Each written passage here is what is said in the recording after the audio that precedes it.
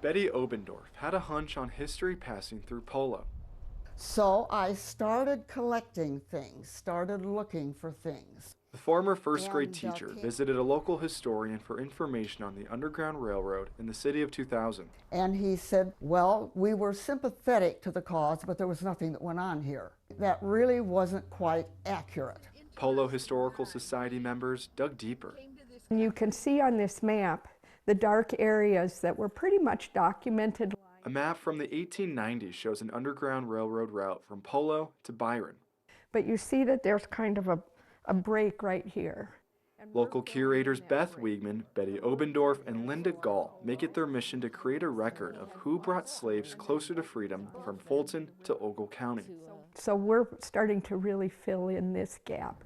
The group uncovers first-hand accounts of conductors and station agents, those who guided freedom seekers. So I was writing down, reading down through all of it. One source includes the words of Henry Elsey, written in 1905. And so secretly was the work done that we cannot recall an arrest upon the line. Who was Henry Elsey? Oh, he was quite a gentleman. Linda researches the Englishman who was an orphan by 10 years old.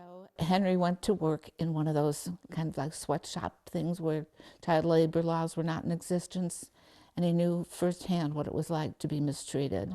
Henry arrived in Eagle Point by 1857. He led slaves across the 35-mile path, starting at the banks of the Mississippi River. And when he whistled, they came out of the brush. What are some of the biggest takeaways you have from Henry's life? Oh, how blessed we are to have had him as a historian to write this down, that he had some education, could read and write. Others around Ogle County involved in the Underground Railroad took their stories to their grave. In the rural areas, it was all kept very quiet. That's part of why our documentation has been so challenging. Beth says 30 conductors and station agents are buried in Fairmont Cemetery just outside of Polo. This is the Waterbury plot now.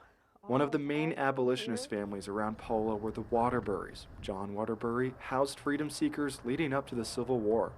His brother asked him, what was he going to do about it? And he answered, at whatever cost to themselves, the fugitive slave woman and her children must go on.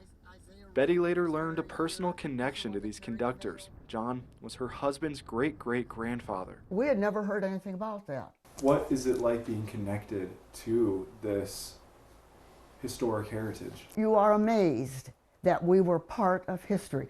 The group applied for Fairmont and Elsey to join the National Park Service's Network to Freedom, locations formerly documented as part of the railroad. There are families who do travel the Underground Railroad and explore, whether it's for family heritage, curiosity.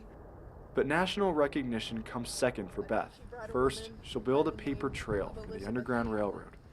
It's very touching to think of so many people who cared and who wanted to help those who were so downtrodden.